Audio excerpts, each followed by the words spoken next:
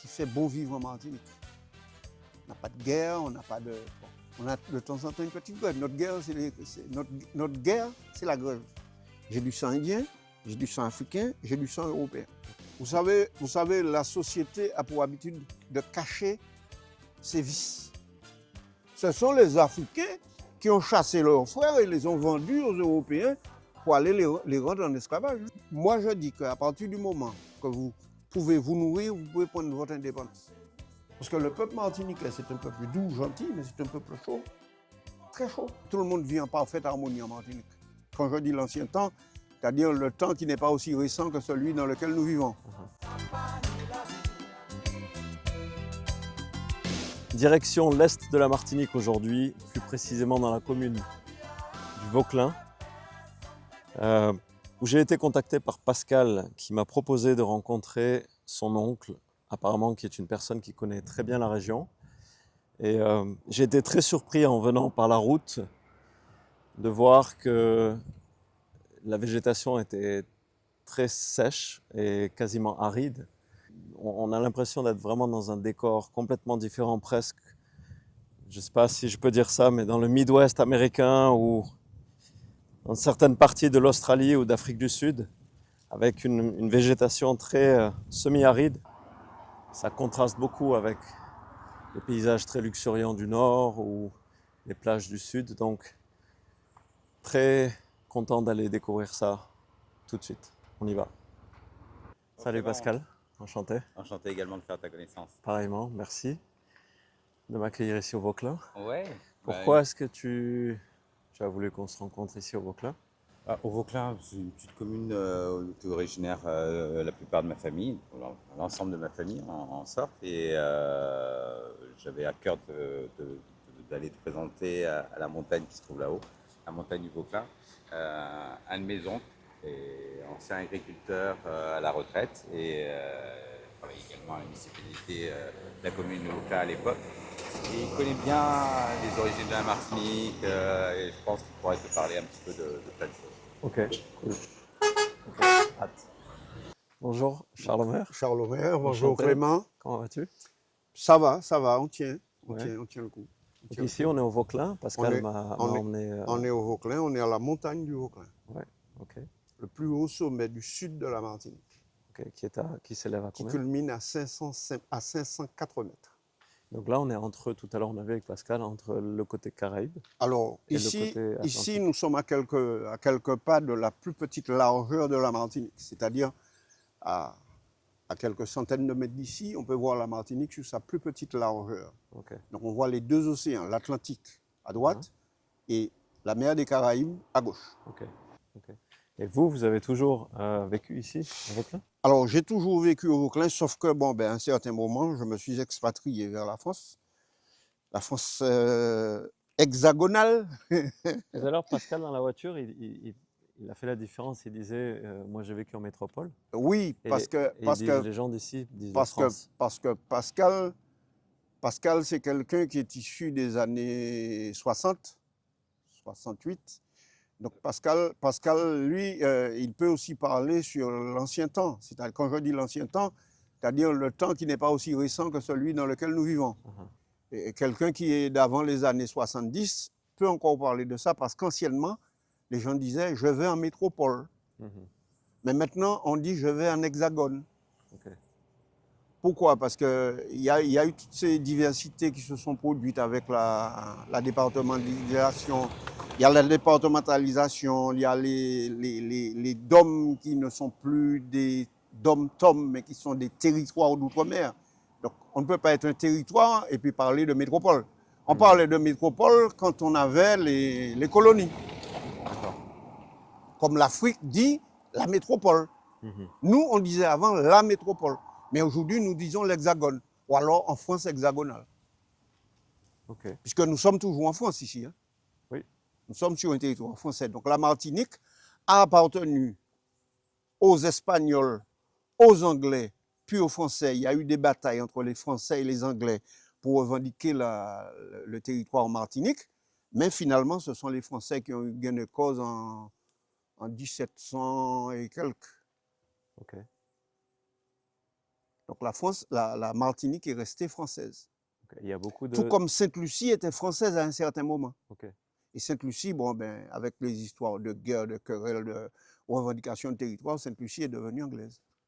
Il y a beaucoup de Martiniquais qui sont partis en métropole ou en France. Alors, il y a beaucoup de Martiniquais qui sont partis vers l'Hexagone depuis le temps des guerres, puisque la France avait besoin de soldats. La France était en mal de soldats. Bon, il y avait toutes ces, comme on dit, ces périodes de maladie que la France avait été touchée auparavant, qui avaient fait qu'elle avait une démographie décroissante, pardon. Et cette démographie décroissante a fait qu'elle était venue s'approvisionner chez nous, dans toute la Caraïbe, française ou étrangère, qui était sous domination anglaise ou espagnole, pour grossir les rangs de l'armée française. Ok. Et la Martinique, elle, donc elle était colonie. La Elle est passée Martinique, département. la Martinique était colonie, elle est passée département, puis elle est devenue territoire. Il n'y a jamais eu de volonté d'être indépendant. Il y a eu des élections, il y a eu des velléités, mais Quand savez, tous ces pays sont devenus indépendants, dans les années 60. vous savez, l'exemple de ces pays-là, parce que la misère, on la voit. Ici, le fait que nous soyons rattachés à la France, qui peut nous approvisionner en manque d'alimentation, n'est pas leur cas. Assez souvent, c'est chez nous qu'ils viennent s'approvisionner. Okay. Je dis ça pourquoi? Parce que un pays peut être indépendant s'il produit une ressource, s'il produit une richesse, laquelle nous produisons. Toutes nos productions, ce sont des productions d'exportation, sauf quelques-unes qui servent à l'alimentation des marchés locaux et compagnie. Parce que c'est vrai que quand on vient de l'extérieur, ouais. On se dit, mais ici c'est une île où on peut tout faire pousser, quasiment être... Alors méfiez-vous, méfiez-vous. Nous avons un climat tropical tempéré. Le climat tropical tempéré, c'est un climat tropical tempéré avec un taux d'humidité très important. Et ce taux d'humidité-là engendre beaucoup de maladies. Beaucoup de bactéries, beaucoup de champignons se développent avec ce microclimat-là. Donc, il faut faire très attention à ça. La Martinique, bon, c'est un beau pays, a une belle végétation. Les périodes arides en Martinique sont beaucoup plus arides qu'en France métropolitaine.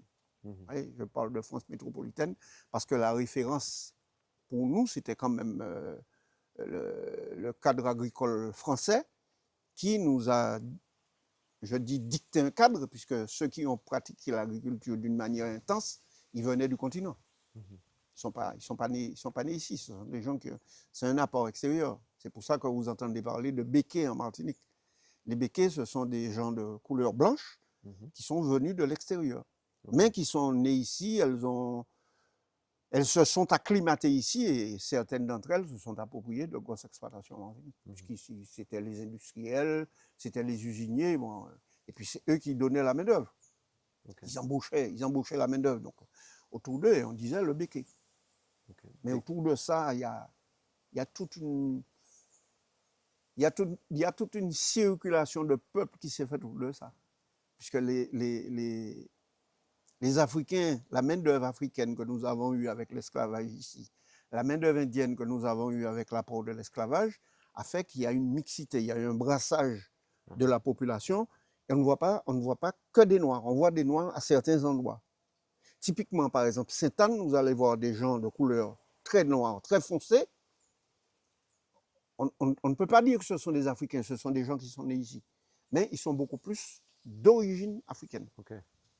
Ils ont gardé le typé africain. Et ce mélange-là dont vous parlez, il s'est fait naturellement ou il s'est fait par le temps, difficilement?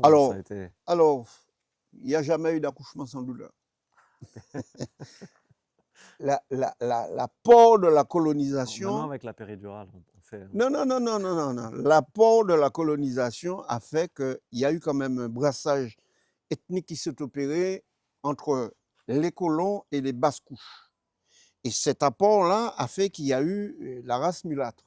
Okay. Le mulâtre, c'est entre le blanc et le noir. Okay. Il n'est pas tout blanc, il n'est pas tout noir. Est-ce que c'est différent d'un métis? Alors moi, en France, on me disait, je suis quoi?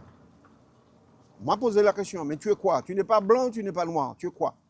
Alors je lui dis, bon, ben moi, je suis issu de races métissées, de races mélangées. J'ai du sang indien, j'ai du sang africain, j'ai du sang européen. Donc, je suis un mélangé. Je suis issu de ces brassages-là. Et en Martinique, vous allez voir qu'il y a des gens qui sont aussi de couleur blanche, mais qui ne sont pas ni européens ni béquets. Ok. Et ils ne sont pas albinos. Et ils sont très clairs de peau. Alors, il y a eu aussi en Martinique certaines personnes qui se sont reproduites en famille, entre elles, comme les béquets. Ok. Ce ne sont pas des gens qui sont albinos, mais ils ont la peau très blanche et on peut les comparer à des hexagones parfois. D'accord. Tellement ils sont blancs, ils ont les yeux bleus. La notion de race aujourd'hui, elle est quand même très. Il faut faire très Très attention quand on parle de quand on en race. parle. Parce Aujourd'hui, en que, France, c'est un sujet très alors, sensible. c'est mais un sujet ici, aux qui est Antilles, très est-ce sensible. que. Ici en Martinique, vous savez, avec l'arrivée de nouveaux partis politiques, on fait un peu attention à ça. Parce que certaines personnes vous disent, oui, on ne peut pas qualifier quelqu'un de nègre. Mm. Le nègre, c'était la peau. Mhm. La peau noire, on disait que c'est un nègre. Et le blanc, on l'a appelé béquet. Ça On veut a dit dire, c'est un c'est du béquet. créole le béquet? Un béquet, c'est Ça un veut blanc dire créole. blanc créole, ok. Eh bien, le noir, on disait que c'est un nègre. Ok. Mais un nègre, au sens propre, c'est quelqu'un qui travaille au profit d'un maître. C'est pour ça qu'on disait un nègre. Donc, c'était rattaché à l'esclavage. Donc, il s'était rattaché à l'esclavage. Mais moi, ça ne me gêne pas qu'on parle de quelqu'un qui n'est pas de couleur blanche, qu'on dise qu'il est noir. Ça ne me gêne pas d'entendre ça. Vous savez, aujourd'hui, l'apologie de l'esclavage, c'est un crime contre l'humanité. C'est reconnu même à l'Europe, c'est reconnu à l'ONU, c'est reconnu un petit peu dans toutes les grandes instances. On en parle librement, mais on ne peut pas user ce langage-là librement. Je me fais comprendre par là. Il y a eu tellement d'affrontements ethniques sur ce côté de la vie humaine que nous sommes tiraillés des deux côtés. Est-ce qu'il y a beaucoup de sensibilité, d'émotion Il y a beaucoup d'idiotie. Il y a eu beaucoup d'idiotie, c'est-à-dire qu'il y a eu beaucoup de quiproquos. Il y a certaines personnes qui se sont appuyées sur leur position dominante pour pouvoir faire des conneries, pour pouvoir faire des bêtises. Ça, je peux en parler aisément. Pourquoi? Parce que je connais des cas où certaines personnes, parce qu'elles étaient en position dominante, elles ont exploité des gens. Et quand elles n'ont pas suffisamment exploité cette main-d'œuvre africaine-là, elles ont exploité la main-d'œuvre indienne, qui, elle, était aussi malléable que les populations africaines venues d'Afrique de l'Ouest. Donc, aujourd'hui, cet apport indien s'est très bien inséré dans la population martiniquaise. Parce que si vous allez dans le nord et que vous voyez un Indien, comment il a travaillé, comment il vit, vous dites, mais attends, il y a un problème. Ces gens-là ne sont pas issus de l'esclavage. Pourquoi? Parce qu'ils sont arrivés avec leurs us et coutumes, même avec leur religion. Leur religion les a suivis.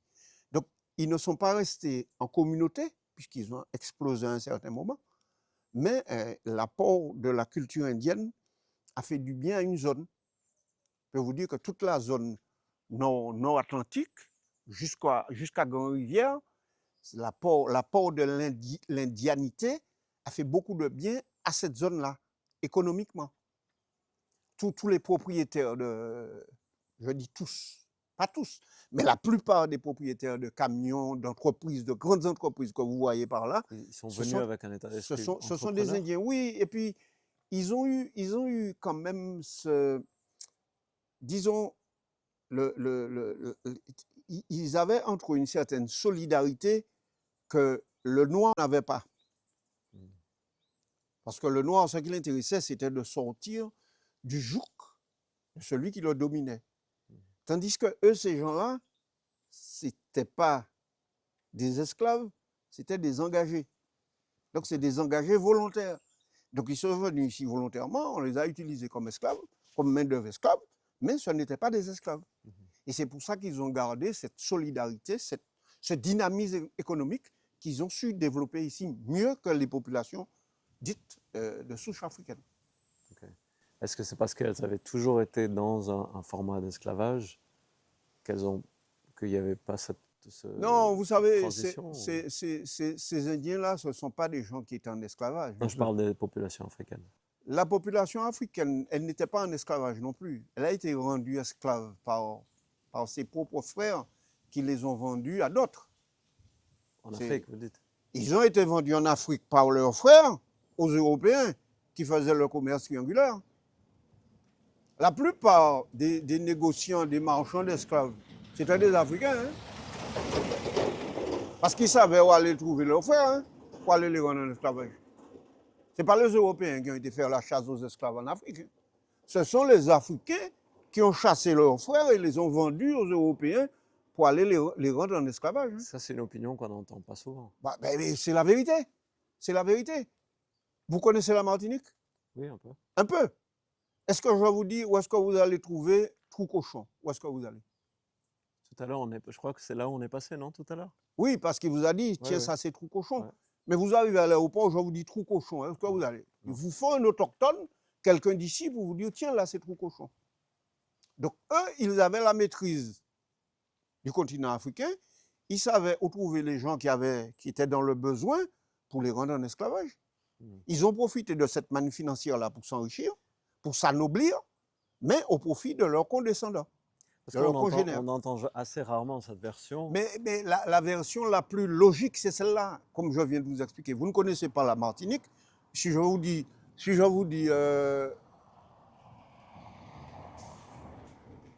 Trou Diable, vous ne connaissez pas Trou Diable. Il faut que quelqu'un d'ici vous emmène ou alors vous dise Trou Diable, c'est entre Rivière-Pilote et Saint-Luce. Mais ça, cette vision de l'esclavage, d'abord intra-africaine, oui. Est-ce qu'elle est partagée par beaucoup de gens dans cette... Vous savez, la société a pour habitude de cacher ses vices. La société ne met jamais dehors ses vices. Tous ces vices sont cachés. Mais quand vous regardez la réalité en face, vous voyez que ce que je viens de vous dire, c'est la réalité. Ce sont des nègres qui ont vendu leurs frères nègres aux Européens, qui les ont réduits en esclavage. Avec la complicité de ceux-ci. Bien sûr, ils ne se sont pas arrivés un jour et puis ils ont dit, bon, on va faire de l'argent sur nos frères et sœurs. Ils ont eu des gens qui sont venus qui leur ont dit, bon, on peut faire quelque chose. Comme on dit, ils ont écouté les chants des sirènes et puis ils se sont lancés là-dedans. Mais c'est eux les premiers à l'avoir fait. Ouais. Et ce n'est pas les Africains les premiers à l'avoir fait, puisque sur l'Égypte, quand on regarde l'histoire de l'Égypte ancienne, qu'on regarde toute l'histoire de la Bible, puisque nous sommes en institution monothéique en Martinique, toute l'histoire de la Bible et tout, vous voyez qu'il y avait quand même une partie d'esclavage. Et c'est pas ça, c'est depuis les temps. Donc, des peuples réduisaient leurs frères en esclavage pour assuffire leurs faim.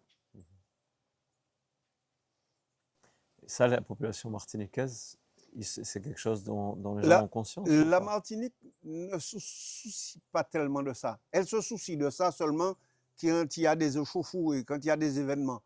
C'est dit, tiens, c'est le colon blanc qui nous a fait ci, fait ça. Mais tout le monde vit en parfaite harmonie en Martinique. Okay. À partir du moment que quelqu'un ne vient pas me bouffer mon pain, on vit en parfaite harmonie. Et si j'ai trop de pain, je peux lui donner du pain. L'esprit martiniquais, c'est ça. Beaucoup de solidarité. Le Martiniquais, à l'origine, il était très solidaire. Le Martiniquais n'a plus cette solidarité. Depuis quand? Cette solidarité-là, elle s'est défaite depuis après le cyclone Edith, où la population, elle a explosé, elle a émigré vers l'Europe. Okay. Pourquoi? Parce qu'elle ne trouvait plus suffisamment à manger ici, donc elle a émigré vers l'Europe. Et c'est depuis, on peut dire quand même que depuis les années 63, qu'il y a eu cette solidarité, elle a pratiquement disparu.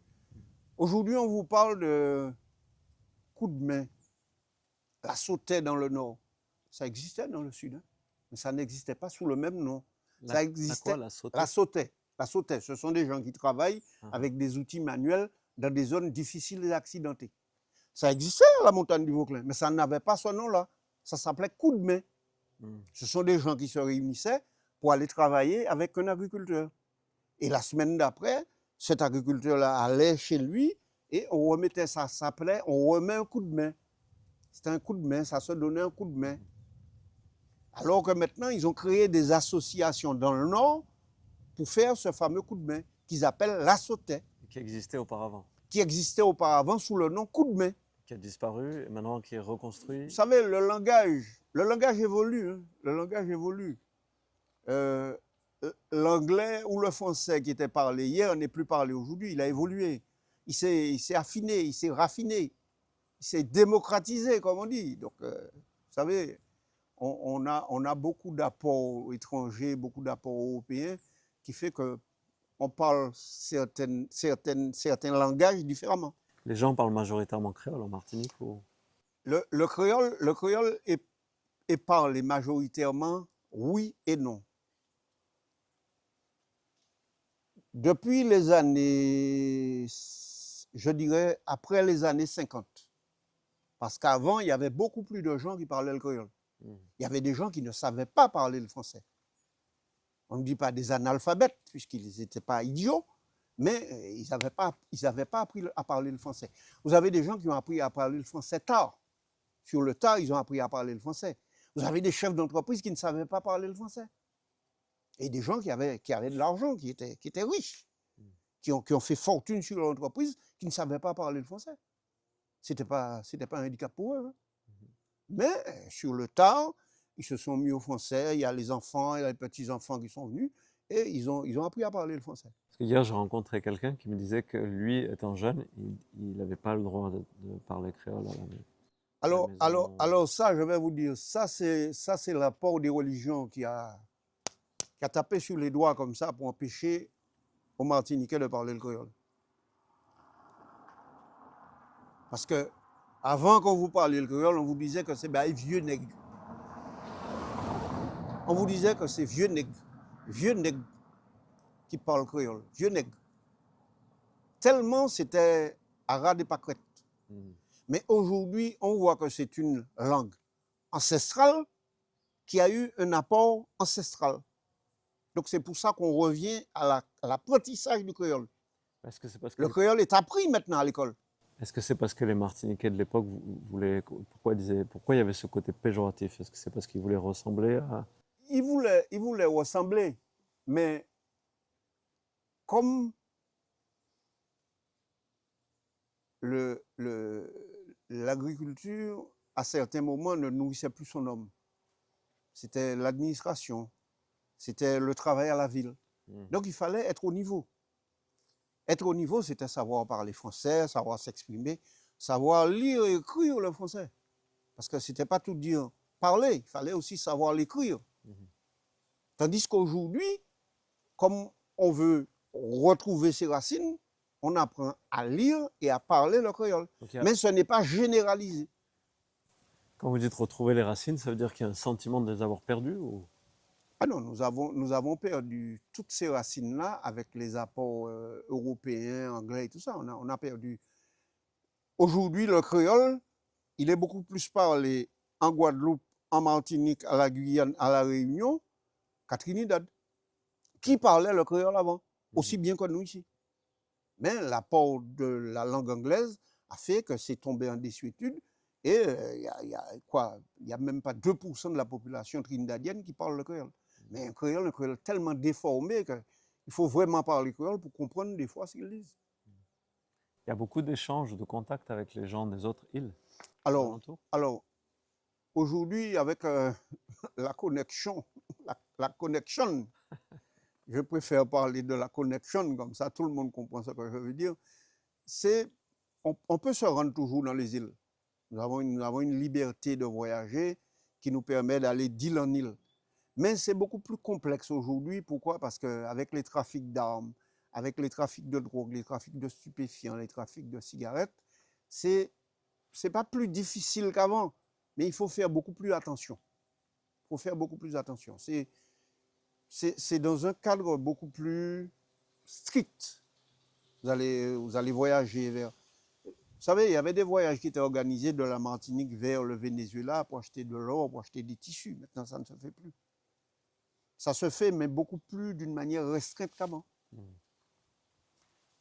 Il y avait un certain commerce qui était établi avec Sainte-Lucie, parce que Sainte-Lucie et la Martinique, c'est 34 km. Il n'y a que le canal de Sainte-Lucie qui nous sépare. Avec la Dominique, c'est autant. Donc, on a beaucoup plus de relations avec ces deux îles-là, par le nord, la Dominique, par le sud, avec Sainte-Lucie, qu'avec la Guadeloupe, qui, elle, est française, qui parle la même langue que nous. Il y a des gens qui nous ressemblent. Mais la Guadeloupe, c'est beaucoup plus loin. Et il suffit d'aller en Dominique, traverser la Dominique, vous allez en Guadeloupe. Les Guadeloupéens vont plus facilement en Dominique qu'ils viennent ici. Pourquoi? Parce que c'est beaucoup plus proche. Il y a une question de proximité. À Dominique, ils sont en train de perdre leur créole au profit de l'anglais. Et il y a encore une communauté caraïbe qui vit en Dominique, qui, je ne dis pas qu'elle est sur le point d'être exterminée, mais elle est réduite à sa plus petite expansion, comme la Martinique, parce que la Martinique, il y avait des populations caraïbes. La Martinique, elle était occupée par des populations caraïbes avant l'arrivée des Européens. Tout à l'heure, vous parliez des territoires d'outre-mer. Là, vous avez mentionné la Guadeloupe. Oui. Est-ce qu'il y a beaucoup de différences entre la Martinique et la Guadeloupe ou... Il n'y a pas tellement de différence. Il n'y a pas tellement de différence. Parfois, l'esprit diffère. Pourquoi? Parce que ce sont... Vous savez, le Guadeloupéen, il est beaucoup plus nationaliste que le Martiniquais. Et parfois, il en veut au Martiniquais de parler beaucoup plus le français que lui. Donc, il y a toujours eu cette rivalité-là. Mais dans les peuples, il n'y a aucune rivalité. Nous sommes des frères de la Caraïbe.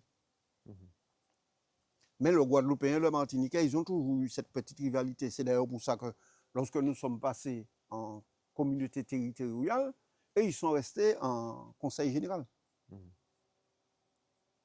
Ils l'ont regretté amèrement, mais ça, c'est leur problème.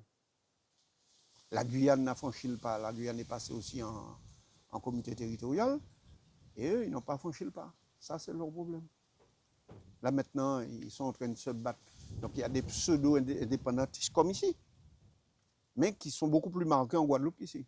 Parce que leur histoire est différente. Leur histoire est différente, parce qu'en Martinique, comme la Corse, il y avait les révolutionnaires ici. Il y avait les révolutionnaires ici, ça, c'était la période de l'Oujam, c'était la période. Et en Guadeloupe, il y avait l'INRA. L'INRA, il y avait aussi ça en Guadeloupe. Hein. La période des bombes là en Guadeloupe, c'était aussi marqué que la Corse. Hein. Bon, maintenant, ça a un petit peu, je dirais un petit peu régressé parce que, bon, vous savez, les gens, ils ouvrent les yeux. Hein. Les gens, ils ouvrent les yeux. Ils ont une idée marquée, ils vont plus voter que de revendiquer. Alors, dans les urnes, ça ne se traduit pas de la même façon. Mais le langage courant de quelqu'un qui revendique s'exprime dans les urnes, plus que dans la rue. Alors maintenant, avec l'apport des grèves, avec tout ça, bon, ben, il y a une autre forme de revendication qui naît, mais la Martinique, je dis que c'est un pays qui a en main son destin, mais qui ne peut aujourd'hui pas encore être indépendante. Ce n'est pas une question de maturité. Moi je dis qu'à partir du moment que vous pouvez vous nourrir, vous pouvez prendre votre indépendance. Un enfant qui vit chez vous, qui peut se nourrir, il peut être indépendant. Mais si c'est vous qui lui apportez à boire et à manger, il ne peut pas être indépendant. Sans l'apport de la France aujourd'hui, même si c'est un apport qui est truqué, c'est un apport, on nous couillonne sur certaines choses, parce que jusqu'ici, la Martinique n'a pas la continuité territoriale. C'est-à-dire? La continuité territoriale sur les prix des billets d'avion, le prix de l'alimentation. Alors, la barrière, c'est l'éloignement. Il y a des consensus sur l'éloignement. Hein. Sur l'éloignement, il y a des taxes. Il y a des taxes d'État qu'on peut supprimer, qui peuvent diminuer le coût de l'éloignement. L'éloignement, on ne peut pas le réduire. On ne peut pas rapprocher la France à la Martinique. Tout ce que vous voulez faire en Martinique, c'est avion ou bateau. Donc, il y a un coût du transport qu'il faut greffer au prix de la matière première, au prix du coûtant. Moi, j'estime aujourd'hui que sur certaines taxes, sur certaines dues à l'État français devrait faire un effort pour nous ramener un petit peu au prix de la France métropolitaine. Et ça, tant que la France ne va pas comprendre ça, il y aura toujours cette distanciation entre la France et les pays dits d'outre-mer. Et vous dites l'indépendance peut-être pas encore. Est-ce qu'un jour ça serait possible? L'indépendance peut être possible si nous exploitons ce que nous avons. Parce que nous avons des richesses souterraines ici. Nous avons des richesses souterraines. Hein. On peut dire tout ce qu'on veut. Moi, je sais que nous avons des richesses souterraines. Malheureusement, je suis allé à l'école. Hein. Programme de 5e et 4e, on vous dit toujours, lorsque dans le sous-sol, vous avez du soufre, du marbre, de la ponce de l'âne, en dessous, il y a du pétrole. Ce sont les couches intermédiaires de la constitution du globe terrestre. Parce qu'on n'est pas loin du Venezuela. Nous ne sommes pas loin du Venezuela. Mais ils ont fait des découvertes en Martinique. Et ils vous disent que non, les nappes ne sont pas suffisamment importantes. D'accord, aujourd'hui, avec l'écologie, on vous dit qu'il ne faut pas les exploiter. Mais quand même, si en Martinique, nous payons un litre de pétrole, un litre de pétrole transformé 2 €, si on le produisait ici, on n'aurait pas payé 2 €. Hein. Au Venezuela, ils le payent 30 centimes. Hein.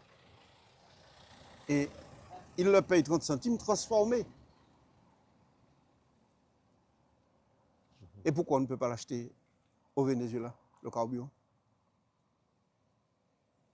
Alors aujourd'hui, ils ont trouvé que c'est un petit peu péjoratif de dire qu'on ne peut pas acheter à proximité. Donc on prend une partie de notre pétrole au Guyana. Ils vous disent que le pétrole du Guyana, le pétrole de Trinidad n'a pas la même qualité que le pétrole qui vient du Golfe. Certes. Mais si vous raffinez un produit et que vous voyez que ce produit n'a pas la même qualité, vous savez, le maïs qui est produit en Ardèche n'est pas le même maïs qui est produit en Occitanie. Hein. Ce n'est pas le même terroir. Je suis désolé, mais ils n'ont qu'à mettre l'outil qu'ils ont là au nombre. Vous avez une raffinerie pour tous les départements d'outre-mer. Elle est en Martinique. Vous achetez le pétrole moins cher en Guadeloupe qu'en Martinique? Attendez, il y a un problème. Vous achetez le pétrole en Guyane moins cher qu'en Martinique? Il y a un problème. La raffinerie est en Martinique. Le pétrole, l'essence, le carburant qu'ils utilisent dans ces départements-là, il est raffiné en Martinique. Il y a un problème.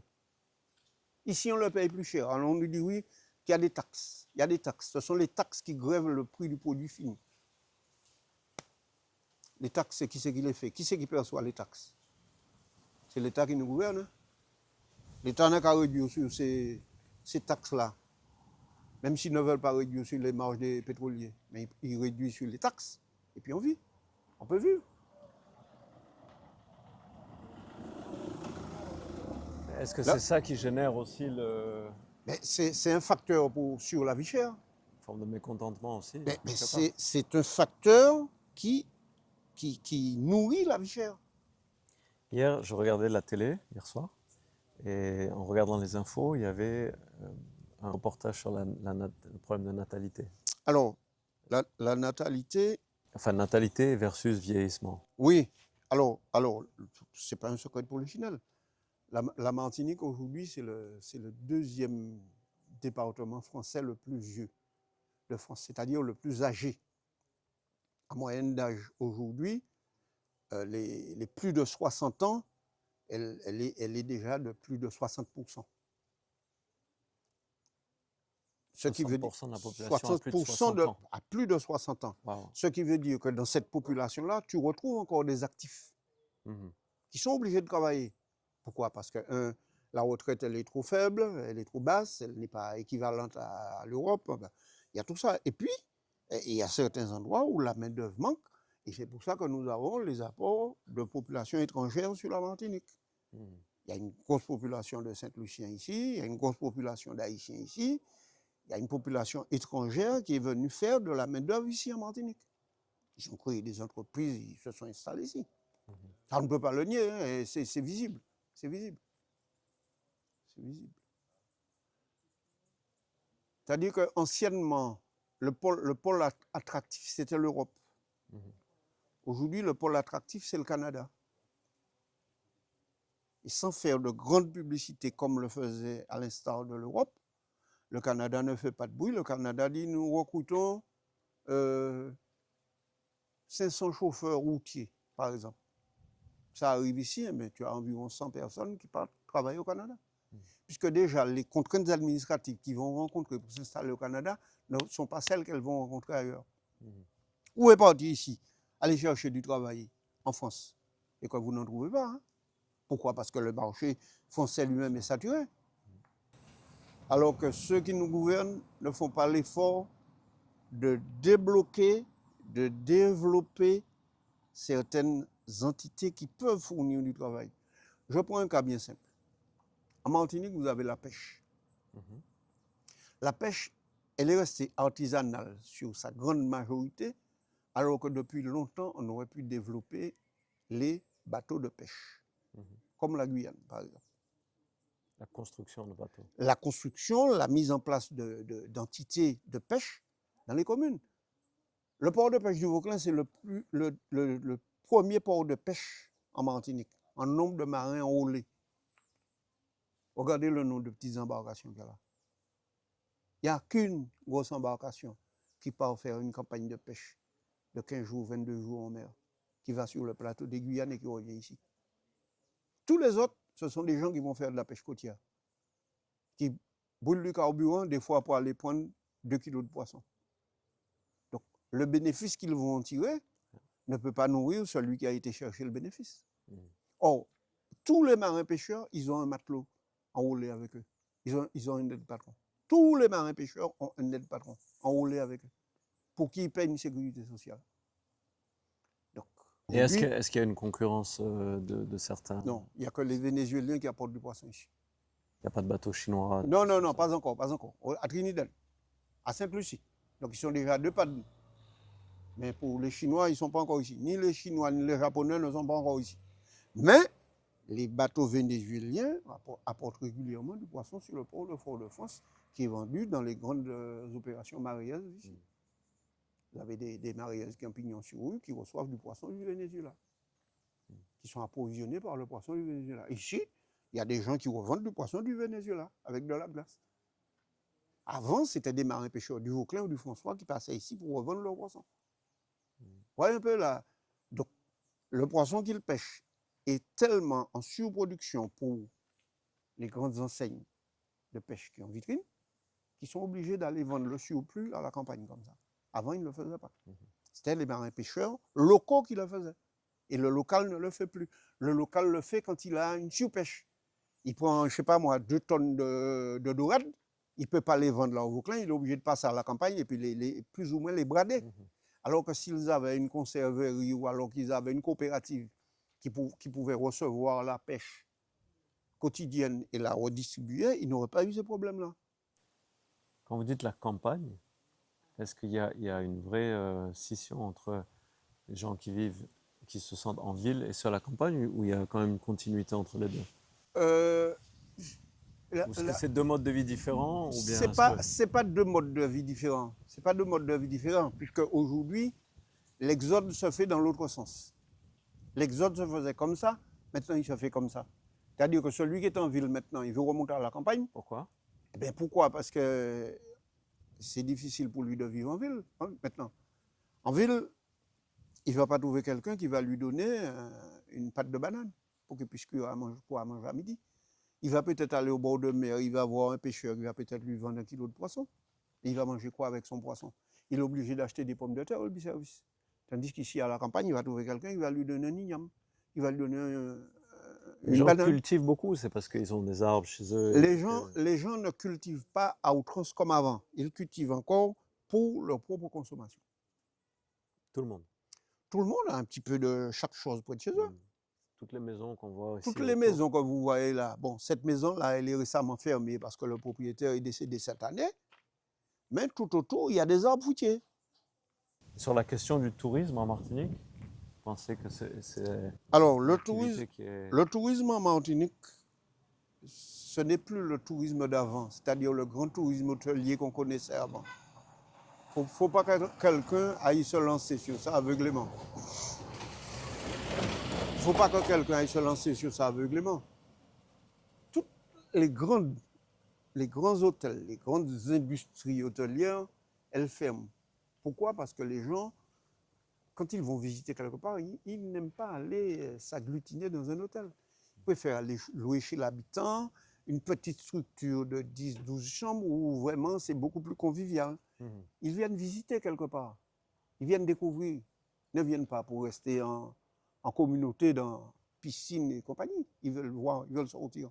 Vous voyez que tous les gens qui viennent ici, ils louent une voiture. Parce que les touristes en Martinique sont plutôt axés autour de la découverte. Mais la plupart d'entre eux, sauf les chefs d'entreprise qui veulent décompresser, qui vont dans un hôtel ou quelque chose, ce sont des gens qui viennent découvrir la Martinique. Bon, ils ont déjà l'avantage de ne pas avoir la barrière de la langue. Je parle des Européens. Ils ont déjà l'avantage de ne pas avoir la barrière de la langue. Ils préfèrent venir en Martinique que d'aller en Iran, que d'aller dans le Golfe là en ce moment. C'est pour ça qu'on voit tous ces Européens ici. Ça profite. La mort du Brigot fait du bien aux soldats. Lorsque eux, ils sont pollués par la guerre, nous, on en profite ici. Vous sentez plus de tourisme? Ah oui, depuis que la guerre est déclenchée entre les États-Unis et l'Iran là, il y a beaucoup de touristes plus de touristes qui viennent ici. Ceux qui sont pris là-bas, on a du mal à les évacuer. Et s'ils viennent, ils repartent. Donc. Juste pour donner raison à Charles Omer, avant de venir en Martinique, je devais partir au Sultanat d'Oman. Ah, là, vous auriez fait le bon choix. Je devais me rendre au Sultanat d'Oman et finalement, alors là, tu aurais fait le bon choix parce que là, tu ne sais pas à quel moment tu aurais une mine ou une grenade sur la tête. Et ici, bon, ben, on est tranquille, on a le soleil. Bon, ce qui gêne un peu, c'est que, comme je te disais tout à l'heure, nous avons un climat un peu tempéré où on peut avoir un grain, et puis après la pluie, bon, ben, c'est le beau temps, on en profite. La Martinique, c'est comme ça. Le climat que nous avons fait, qui fait bon vivre en Martinique. On n'a pas de guerre, on n'a pas de... Bon, on a de temps en temps une petite grève. Notre guerre, c'est la grève. Donc de temps en temps, on a une petite grève qui perturbe un petit peu le fonctionnement. Mais on arrive toujours à s'entendre, on dialogue. Au commencement était le verbe. Et le verbe, c'était la fin.